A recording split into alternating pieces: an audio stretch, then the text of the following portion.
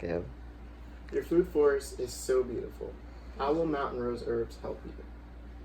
Thank you, Curtis. Mountain Rose Herbs, I believe, will fill a gap between the projects that we have already implemented and the projects we're dreaming of implementing. So recently we have done some projects with the UA Sustainable Landscape Design class, and everybody wants to build a trail. But the scope of it is too large for that particular setting and too expensive.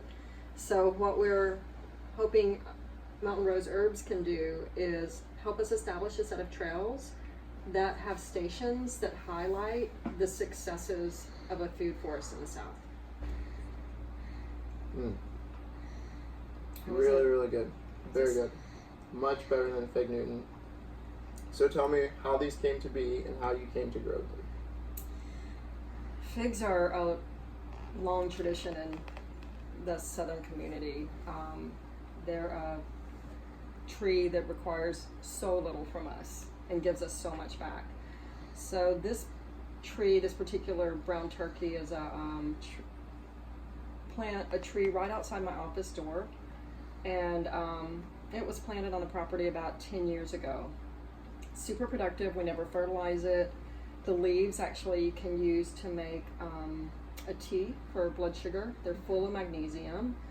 And it was actually the first tree that was here. I would say it was the anchor for the food forest that developed later. After the tornado of 2011, that's when the food forest really started taking hold, because we had a landscape that was a blank palette after the tornado of 2011. What pollinates it? Actually, wasps. Wasps. Mm-hmm. Which is different because I would have not expected that. So that leads me to think about that wasp actually have a purpose too. They you know, do. Most everything in nature has a purpose. That's and pretty we're all, interesting. We're all interconnected in a way that makes us available to live on this beautiful planet. So why don't we see more fig trees around here?